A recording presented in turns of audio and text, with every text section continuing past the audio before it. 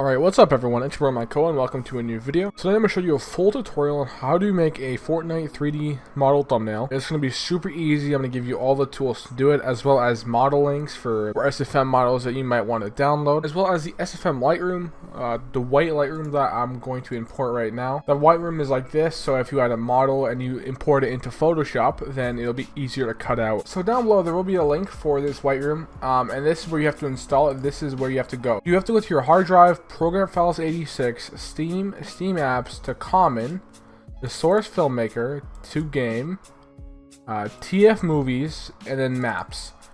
Once you download the Lightroom from the download link down below, you have to just drag the Lightroom link. It should say this. Just drag and drop right here. Okay, that's that easy. To open the white Lightroom, you right click the actual main picture itself and click load map. I'll load it just for the tutorial. Go to all models and then rescan for the white Lightroom. Click open. To import models into SFM, it's not that hard either. You have to right click, set for new model, rescan for the model that you want, open the file that it says to open. It's not that difficult. Then you click open and then you have the model here, right? You have the model and then you're good. If you want to install models, there will be a link down below to my Discord. There's an SFM models text channel that you can just go download all the freaking files. If you do join this Discord, I'll update this every single time I get new models. You go to the SFM models tab and then it'll contain like a mega pack with like vehicles, weapons, consumables, and then one with like the Flappy Jacket, Santa, Gold Pump, and a whole ton of skins and stuff, as well as a Gold Trooper, Marauder, Nog Ops, Renegade Raider, Candy X, and etc. You can download it all from this Discord. Assuming that you got the Lightroom down and that you downloaded the models, this is how you would actually install the model. Once you have the models, you go to the same thing. Now instead of going to TF Movies, you go to, instead of going to the actual TF Movies, you go to User Mod, and then you drag and drop the models and the materials folder into here and replace what's needed. It should just give you a prompt up on the screen. Once you do that, you right click here in the animation set editor. You right click create animation for a new model, click rescan, and then it should rescan the whole directory, and then you should see it somewhere here. It will tell you a name of the model once you do it, so it shouldn't be that hard to find. A lot of them are made Mr. Schlappa because Mr. Schlappa made it, so yeah. Now the thing is, people only know how to actually like move the models. Whenever I did this to begin with, no one really taught me how to move models, and I had to kind of like figure it out on my own. So to move an actual model, you just click Control, you click this little thing down here, the one that's in the middle, not the two side buttons. And to actually move the model, all you have to do is click this four-way directional arrow, just move it like that. It's not hard to do at all, right? People have to ask me, hey, Michaela, how the hell do you move the bones? Because also, I didn't know how to do this either. No one told me how to do it, and it was pretty difficult to even freaking learn how, because I didn't know what to do. All you really have to do is click the two-way directional arrow that goes in like a circle. And then you hit Control. And then you hit Control, and once you hit Control, you can see every bone that you can move. So, let's just say I want to move this arm up, right? I'll click it while I'm holding Control, let go, and then just move the arm from here. You can move it back and forth like this. You can do what you want with it, right? You can even do something like this and like move the face. If you want, like, you really just need to learn the basics. You need to know like how to move his mouth. How do you move a person's mouth in Fortnite? You go here, you find C_jaw. You click it while you're holding Control, let go of Control, and then you can just move them with jaw up and down. You move it side to side. You can make her look like weird. You can move her like eyebrows and eyelids up and down and stuff like that. You can really do what you really want. It's kind of up to you. It's all on like your preference of what you want to do. I'm not really gonna make her look good at all. I kind of really don't care right now. So you can just like mess around with what everything does. If you want to move like the neck, you can move the neck like that. You can just really do anything you freaking want. Honestly, I mean, obviously you wouldn't do that because that looks completely wrong, right? But I mean, to move the person's fingers, same as everything else. You just gotta like just move it, mess with it, and it's not that difficult to do. You just gotta know what everything on the thing on the body does. Like if you didn't know this thing right here, it was a whole hand, right? You didn't know that, and now you do, right?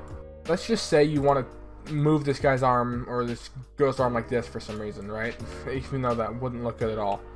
You can move the, like, twist and, like, make sure, like, you can manipulate the arm by clicking control or holding control and clicking this arm twist. You can, and then just move this to how, like, what looks the best. So now I'm assuming that you got your model all created, you figured out how to move all the arms and stuff like that to the best of your ability, and you create a thumbnail. Right now, how do you render this out? What I do to render Fortnite models out and to make it look the best for Photoshop, this is what I'd right click this, right? I click render setting. You keep everything checked besides motion blur, and then you change the use camera setting to 1024 and override it. Now to actually render it and export it and everything, you go to File, Export as a poster. You can save whatever. I'm going to continue without saving. Then you have to go to a file that you want to export. And then you type in blah blah blah blah blah blah and save, right? And then click export poster, and then it'll render everything and everything will be fine, right? But I don't want to export it because I already have made thumbnails and know how to do it. All right, so this is a thumbnail I made just because why not? This will be as a thumbnail. But this is how you actually import it. So once you go into Photoshop and you export the file from SFM, you go find the file. Obviously, I got a dedicated folder on my computer just for renders, so it shows me every render that I've done and everything. I'm just gonna use the one that I've already done because why not? So I'm just gonna pick, let's pick this one, alright? Now, once you get your model into Photoshop by exporting and everything, this is how you actually remove the white background. This is very good for Photoshop. This is why I'll leave a link for this white room down below. This easy. You go over here, you right click the magic wand tool, right? All you have to do is rasterize the layer and click the white space. So obviously, you can just do that and just remove it. Hey, yeah, that looks fine, right? Okay, whatever. But if you add another layer under it, that's probably like purple or blue, whatever, you can just do that. And you can see little things that's wrong with what you just did. If you go all the way over here to the right, do you see this candy cane axe? How it looks super freaking weird, and there's parts like cut out of it and everything.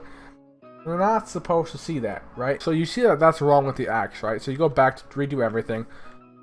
Back here, right? And what I found easiest to do to fix mistakes up like that is just go all the way to the mistake area. You go up here to the magic wand tool, then you click quick selection tool. You click the minus up here, and then you have to make this thing bigger.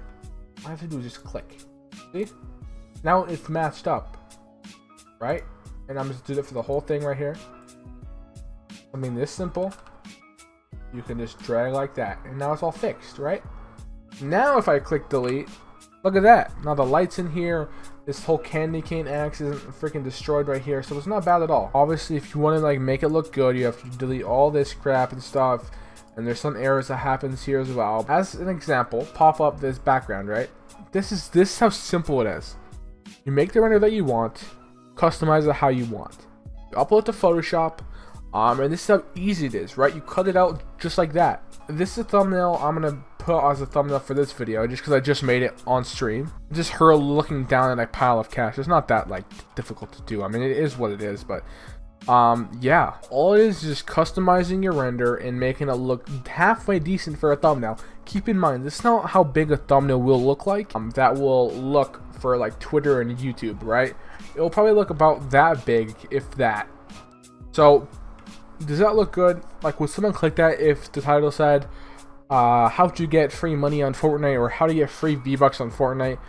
Would you click something like that? I think you would, because it just looks nice. It's unique from other videos and thumbnails. If you guys enjoyed this video at all, if you guys learned anything from this video, make sure to leave a like, comment down below what you guys think, and join my Discord. It'd be very much appreciated. And I will see you guys in my next video.